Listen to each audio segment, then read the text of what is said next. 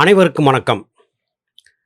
உலகிலே உள்ள மற்ற நாடுகளைச் சேர்ந்த ஞானிகள் எல்லாம் உடலை பற்றியும் உலகத்தை பற்றியும் ஆராய்ந்து கொண்டிருந்த போது, உயிரை பற்றி ஆராய்ந்து மனிதன் சாகத்தான் வேண்டுமா, சாகாமல் இருக்க முடியாதா, முந்தைய பிறவிகளை நினைவு கூற முடியுமா, முழுமையான ஆத்மசுத்தியை பெற்று முத்தி மோட்சம் காண முடியுமா என்கிற ஆராய்ச்சியை தமிழ் சித்தர்கள் செய்தார்கள்.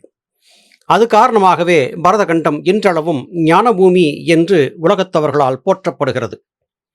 அப்படிப்பட்ட ஞானபூமிக்கு வித்திட்டவர்களிலே இடைக்காட்டு சித்தர் முதன்மையானவர்.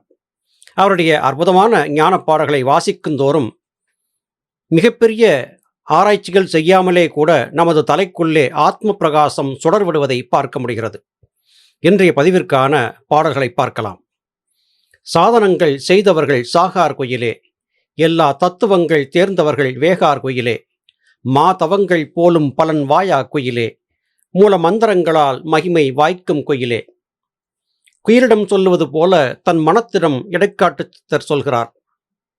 சாதனங்கள் செய்தவர்கள் சாக மாட்டார்கள். மரணமில்லா பெருவாழ்வு வாழ வேண்டுமா, அல்லது இந்த தேகத்திலே இருந்து உருமாற்றம் பெற்று ஜோதி தேகத்தை பெற்று இத்தரணியிலே நீண்டு வாழ்ந்திருக்க வேண்டுமா? அப்படியென்றால் சாதனங்கள் செய்ய வேண்டும். என்ன சாதனங்கள்? சந்திரகலை சூரியகலையை பூர்வ மத்தியத்திலே இணைத்து ஜீவன் என்று அழைக்கப்பட்ட சிவனின் சன்னிதானத்துக்கு செல்வதற்கான ராஜபாட்டையின் கதவங்களை திறந்து இனிதான பயணத்தை முடித்து ஆத்ம பிரகாசத்தை அதிகரித்து சிவத்தோடு இரண்டர கலந்துவிடக்கூடிய பக்குவத்தை ஒருவன் பெற்றுவிடுவதற்கு அவன் பழகக்கூடிய பயிற்சிகள் யோக சாதனங்கள் என்று அழைக்கப்படுகின்றன. முறையாக வெற்றி பெற்ற சித்தர் பெருமக்களால் அருளி செய்யப்பட்ட யோக சாதனங்களை ஒருவன் பழகும்போது அவனுக்கு மரணம் என்பது நிச்சயம் ஏற்படுவதற்கு வாய்ப்பே இல்லை என்பது இடைக்காடரின் கூற்று. அது மட்டுமல்ல, தத்துவங்கள் தேர்ந்தவர்கள் மரக்கட்டையிலே சடலமாக கடந்து வேக மாட்டார்கள். தத்துவங்கள் என்றால் என்ன?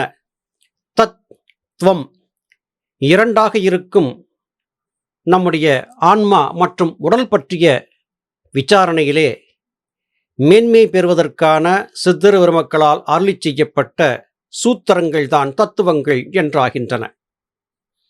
சித்தர் பெருமக்கள் அனுபவத்தின் காரணமாக வெளிப்படுத்தி கொடுத்த தத்துவங்களை ஒருவர் கற்று தேர்ந்துவிட்டால் அவருக்கு மரணம் இல்லை என்பது இடைக்காடரின் கூற்று. தவங்கள் போலும் பலன் வாயா குயிலே. தவங்கள் செய்வதைப் போல ஒரு சிறந்த பலன் மனிதர்களுக்கு வேறு எதன் மூலமாகவும் கிடைக்காது. தவம் என்றால் என்ன? தவம் என்பது தன்வயமாகுதல் என்றாகும். அது மாத்திரமல்ல, மூலமந்திரங்களை புரிந்து கொண்டவர்களுக்கு எல்லா விதமான மகிமைகளும் வாய்க்கும் என்றும் குறிப்பிடுகிறார். மூலமந்திரம் என்பது எது? அது சுவாசத்தின் ஓசை என்றாகும். சந்திரகலை சூரியகலை இந்த இரண்டும் பூர்வ மத்தியத்திலே இணைந்து அழுந்தி சுழலும் போது ஒரு ரீங்கார நாதம் ஏற்படும். இந்த ரீங்கார நாதமே ஓங்கார நாதம் என்றும் அழைக்கப்படும். இந்த ஓங்காரமே உயர்ந்த மந்திரமாகும். இந்த மந்திரத்தை அஜபா மந்திரம், உச்சரிக்கப்படாத மந்திரம் என்று சித்தர்கள் குறிப்பிடுகிறார்கள். அஜபா மந்திரம் என்று அழைக்கப்படக்கூடிய இந்த வாசி பிராணாயாம ஓங்கார நாதத்தை மந்திரமாக ஒருவன் தொடர்ந்து செய்து வரும்போது அவனுக்கு மகத்தான மகிமைகள் வாய்க்கும். அமர்ந்த இடத்தில் அமர்ந்தபடியாக அண்டங்களை பற்றியெல்லாம் ஆராய்ந்த அறிவை சித்தர் பெருமக்கள் இத்தவத்தின் மூலமாகவே பெற்றார்கள் என்பது இடைக்காடரின் கூற்று. 8.2 அறிந்தோர்க்கு இடரில்லை குயிலே, மனம் ஏகாமல் நிற்கில் கதி எய்தும் குயிலே. நட்டனையை சார்ந்து அறிந்து கொள்ளும் குயிலே, ஆதிநாயகனை நினைவில் வைத்து ஓது குயிலே. 8.2 பற்றிய புரிதல் உனக்கு ஏற்பட்டுவிட்டால் மேல்கதி நிச்சயம் கிடைத்துவிடும். 8.2 என்கிற இந்த 2 எண்களை தமிழர்கள் அ மற்றும் உ என்று குறித்தார்கள். அகர உகர எழுத்துக்கள் மகரம் என்கிற சுழுமுனை மத்தியத்திலே கூடும்போது அங்கே ரீங்காரம் ஏற்படும். நீ எத்தனை விதமான யோகப் பயிற்சிகளை பயின்றாலும் சரி, இந்த சந்திரகலை சூரியகலையை குறிக்கக்கூடிய 8.2 என்கிற இந்த தத்துவத்தை அறிந்திருக்காவிட்டால் உனக்கு நற்கதி வாய்க்காது என்பது இடைக்காடரின் கூற்று.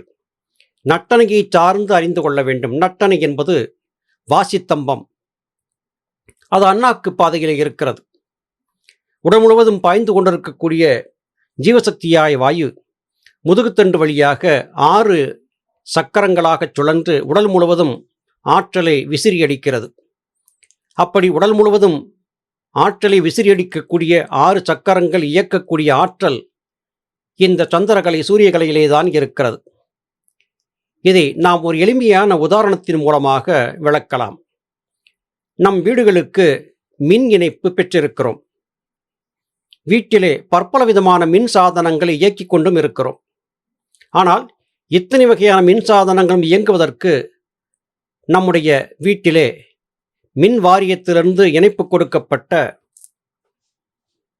கண்ட்ரோல் பேனல் என்று அழைக்கப்படக்கூடிய கட்டுப்பாட்டு பெட்டி இருக்கிறதே, அதில் இருக்கக்கூடிய முக்கிய பொத்தான் தான் இத்தனைக்கும் ஆதியாக இருக்கிறது. அதுபோல புருவ மத்தியம் என்று அழைக்கப்படக்கூடிய இடத்திலே உடல் முழுவதையும் இயக்கக்கூடிய மின்சார இணைப்பிற்கான முக்கிய பொத்தான் இருக்கிறது. இந்த பொத்தானை இயக்குவதற்கான தத்துவத்தை எவர் ஒருவர் புரிந்து கொள்கிறாரோ அவர் பராபரத்தை சுலபமாக புரிந்து கொள்வார், பராபரத்திலே சென்று ஐக்கியமும் பெறுவார் என்பது இடைக்காட்டு சித்தருடைய கூற்றாக இருக்கிறது. 8.2 அறிந்திருக்க வேண்டும். இக்கருத்தை எண்ணற்ற சித்தர்கள் சொல்லி நாம் ஏற்கனவே கேட்டிருக்கிறோம். அடுத்த பாடலுக்கு செல்லலாம். ஆதியிலே நடமாடு மயிலே, எங்கள் ஆதி அணி சேடன் எங்கள் மயிலே, கூடுபோகும் முன்னம் கதி கொள்ளு மயிலே, என்றும் குறைய மன மோன நெறி கொள்ளு மயிலே.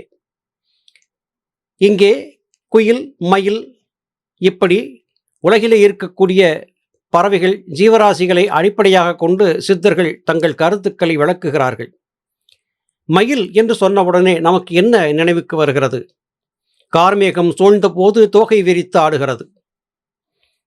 மழை வருவதை இந்த மாநிலத்திற்கு எடுத்துக்காட்டும் விதமாக மயிலின் இந்த செய்கை இருக்கிறது. மேலும் மயில் என்பது முருகப்பெருமானின் வாகனம் என்றும் சொல்லப்படுகிறது. அது மட்டுமல்ல, மயிலிடத்திலே ஒரு விசேடம் இருக்கிறது. அதன் கழுத்து 2 விதமான நிறங்களை மாற்றி மாற்றி காட்டிக்கொண்டே இருக்கும். அசையும் போது அந்த கழுத்தில் இருக்கும் நிறம் என்பது 2 வேறு விதமான நிறங்களாக மாறி மாறி அமையும். சில வேளைகளிலே 3-4 விதமான நிறங்களை கூட அது பிரதிபலிக்கும். இந்த மயிலைப் போல மனதை இங்கே உருவகப்படுத்தி சொல்லுகிறார். எப்படி மயில் கார்மேகம் வந்து மழை விழும் என்று தோன்றிய போது தோகை விரித்து ஆடுகிறதோ, அதுபோல தலைக்குள்ளே ஆத்ம பிரகாசம் ஏற்படுவதற்கான ஒரு சூழல் ஏற்பட்டுவிட்டால் மனம் ஆனந்தம் கொள்கிறது. மனதிலே உற்சாகம் பெருக்கெடுத்து ஓடுகிறது. இதுகாரம் இல்லாத ஒரு தூய ஆனந்தத்தை மனம் சுவைக்க ஆரம்பிக்கிறது, ரசிக்க ஆரம்பிக்கிறது. இவற்றையெல்லாம் தன் தலையிலே பாம்பை ஆவரணமாக தரித்திருக்கக்கூடிய எம்பெருமான் ஈசனுடைய வழிகாட்டுதலால் தான் நாங்கள் அறிந்திருக்கிறோம், உங்களுக்கும் அறிவிக்கிறோம் என்று குறிப்பிடுகிறார். இந்த உடல் என்பது ஒரு கூடாக இருக்கிறது. இந்த கூற்றுக்குள்ளே மயில், குயில் போன்ற பறவையைப் போல ஜீவன் என்கிற பறவை தங்கி இருக்கிறது. இந்த கூட்டை விட்டு இந்த உயிர் என்கிற பறவை வெளியேறி போவதற்கு முன்பு சுதாரித்து கொண்டு உன்னை நீ வெற்றி பாதைக்கு திருப்பிக்கொள் என்று இடைக்காட்டு சித்தர் இங்கே குறிப்பிடுகிறார். மனம் என்பது புலன்கள் வழியாக சலிக்கும் போது நிச்சயம் குழப்ப வயப்பட்டுத்தான் இருக்கும். அதன் குழப்பத்தை மெல்ல மெல்ல இதமான வார்த்தைகளை சொல்லி எடுத்துரைத்து பக்குவப்படுத்தி மனதை வயப்படுத்தி லயப்படுத்தி ஒரு குறிப்பிட்ட அளவிற்கு மனத்தை கொண்டு வந்தான பிறகு சரியான மோன நெறி என்பது வாய்க்கும். மோன நெறி என்றால் என்ன? புலன்கள் வழியாக சலிக்கக்கூடிய மனம் பார்ப்பதும் கேட்பதும் சுவைப்பதும் நுகர்வதும் தொட்டறிவதுமான காரியங்களை செய்து கொண்டே இருக்கிறது. இவற்றையெல்லாம் விடுத்து, அதாவது புலன்கள் வழியே சலிக்கும் மனம் தன் மனப்போக்கை நிறுத்தி புருவ மத்தியத்திலே ஆடாது அசையாமல் நிற்கக்கூடிய அந்த நிலைக்குத்தான் மோன நெறி, அதாவது மௌன நெறி. வாய் பேசாமல் கரும்பலகையிலும் காகிதத்திலும் எழுதி காட்டுவது மௌனம் அல்ல. மனதை ஆடாமல் அசையாமல் புருவ மத்தியத்திலே நிறுத்துவதுதான் மௌனம் என்றாகும். இந்த மௌன நெறியை கைக்கொண்டு அண்ணாக்கு பாதை வழியாக மேலும் கீழும் சஞ்சரித்து கொண்டிருக்கக்கூடிய சந்திரகலை சூரியகலையை சரியாக கண்காணித்து புருவ மத்தியத்திலே ஒடுக்கி நிறுத்தி ஆற்றலை உள்ளே எழுப்பிவிட்டால், ராஜபாட்டைக்கு செல்லும் கதவை திறந்துவிட்டால், ஜீவனிடை சன்னிதானத்திற்கு செல்வதற்கான பயணத்தை தொடங்கிவிட்டால் அதன் பிறகு இப்பிறவி நமக்கு முழு மோட்சத்தை தருவதற்கான பிறவியாக மாறி அமையும்.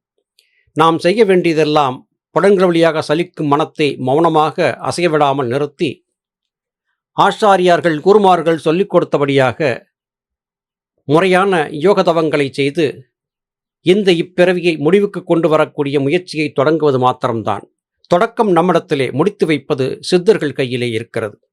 மீண்டும் அடுத்த பதிவிலே உங்களை சந்திக்கிறேன். அதுவரையிலும் நன்றி, வணக்கம்.